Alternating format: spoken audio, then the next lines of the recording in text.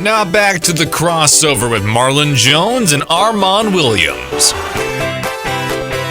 All right, welcome back to the crossover. Marlon and Armon, KDOS 1060. Subscribe and follow us on our social media accounts on both our YouTube and our Facebook page. So that would be youtube.com/at the crossover 1060. And on Facebook, it's facebook.com/the crossover 1060. And something that Marlon and I will probably try to start doing for you guys, for you listeners out there that do subscribe or that are already subscribed to our YouTube channel, and our Facebook pages. We'll try to probably start putting out some more additional content, because right now we're just putting out the show, but we'll probably put out some additional content, some exclusive stuff as far as an incentive for you guys to go ahead and to check us out. So again, that's youtube.com/at the crossover 1060, as well as facebook.com/the crossover 1060. All right, our next guest is an Oklahoma State. She's a cowgirl, and a GCU antelope. She's a regular contributor to the show, and we're always excited to have her on the show. Ladies and gentlemen, it's family nurse practitioner, Dr. Amanda Jones, no relation to Marlon. Dr. Amanda Jones, Marlon and Armon, how you doing?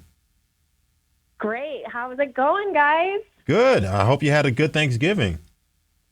I did. I hope you guys did too. I miss you all. Yeah, I miss you. Well, you're not in the studio today. You're busy. You got some stuff to do, huh? I am. So I'm attending some youth hockey games today, but right now I'm watching the start of this Oklahoma State-Texas game. Should be really interesting. Texas looks really good, so yeah. I'm not thinking that it's going to shape up super well for my Cowboys today, but it's still pretty early, so I'm still hopeful. Yeah, I think Texas has a little bit of a chip on their shoulder, regardless of the good year they're having. I think they still feel a little disrespected, especially when it comes to the college football playoff talk. So it might be a long day for your Cowboys. It might be. And even if I weren't a Cowboys fan, I would certainly, as a longtime Big 12 spectator, I would definitely want Oklahoma State to win this, just because I think everybody's got a little bit of hurt feelings with all of the conference switching around, OU and Texas. So I really do want to see Oklahoma State pull this one out, but Texas is a very talented team, and they've got some great defensive players that will make it really hard for us to run today. Yeah, right now I'm looking at the scoreboard. Currently, Texas is on the scoreboard. They scored first. They're up 7-0 on Oklahoma State with about 12 minutes. 12 minutes to go in the game so far here early. So I know that Oklahoma State and Texas, they kind of have a long-standing rivalry. This is probably the last time in a long time that they're probably going to face off against each other, because Texas is relocating. They're going to the SEC conference along with Oklahoma, your guys' hated rival. And I know there's probably got to be some maybe a lot of teams in the Big 12 conference that are probably pulling for Oklahoma State today, wouldn't you think? I think so. I would guess so, because there is a lot of, good riddance type of attitude going on with OU and Texas. Like, go ahead and leave and see what happens. But we do have some great movement. I think that no matter what, these conferences are going to shape up to be very interesting across the board next year. It'll be fun to watch. But I definitely, as a true Oklahoma State fan, I bleed orange. So I just, down to the last minute, I'm going to be hopeful, but it does look like we're the underdogs for sure. I think that what they're saying is they're predicting, basically a 2-possession type game. And I'm hoping it's closer, but we'll see. We'll see what happens. It should be interesting however it shapes out. Now, looking at Oklahoma State, I'm looking at some bold predictions or bold projections. Right now, as of right now, they have your Oklahoma State Cowboys slated to play the Texas A&M Aggies in the TaxAct Texas Bowl, which would be December 27th in Houston, Texas. If that happens, are you excited about that? And I got to ask you this question: How likely would it be that you would try to get out there to Houston if that's the bowl game? Oh, December 27th. I don't know. I mean, that's a good question. I think that it would be definitely doable to travel there and watch it. I did get to see Oklahoma State play Notre Dame here And then I also got to see them play Arizona State this year, so I've been pretty fortunate to get to see them play live a couple of times recently. And then a few years back, they played at the ASU Stadium in a different bowl game. I can't even remember who they played, but I did get to go see them on New Year's Day. I was a 50-yard line and first row. That was awesome. But, yeah, absolutely don't like to miss an opportunity to watch them play. If they're here, I'm definitely there, but because they're probably going to be in Texas right after Christmas, it makes it a little bit tougher. Now, was that game that they played Notre Dame, was that the Fiesta Bowl? Or was that the? Yes, it was. And it was so amazing. The other part of it was I've never seen Notre Dame play live. That was actually the first matchup in program history between Oklahoma State and Notre Dame. Oh, wow. And just watching those, everybody knows the history and the tradition with Notre Dame. Watching their helmets come out on the field and the gold, it was just really, really a great experience to be there. And they have a great fan base as well. It was nice. There was a lot of orange there, and I thought it was a really, really good matchup in all aspects. Spectator, just the game itself. It was quite the experience.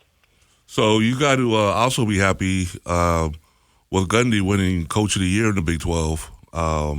There's some controversy with that. A lot of people feel that Sark should have won the Coach of the Year over at Texas, but I gotta ask you: do you think that was a Big 12 slight, the conference slight? I think possibly yes. Yeah. Part of that's me, what it smells of that. It definitely reeks of but it. also you also look at where Oklahoma was slated to finish at the preseason and where they are now, and of course Texas was probably favored. I could see why they voted for Gundy because here they are in a Big 12 championship game. But yeah, absolutely, the last chance to give a slap across the face to Texas, yeah, they're going to do it. But I'm not going to say it wasn't well-deserved because they're playing in the Big 12 championship game. Absolutely. And the doctor, family nurse practitioner, Amanda Jones, no relation to Marlon.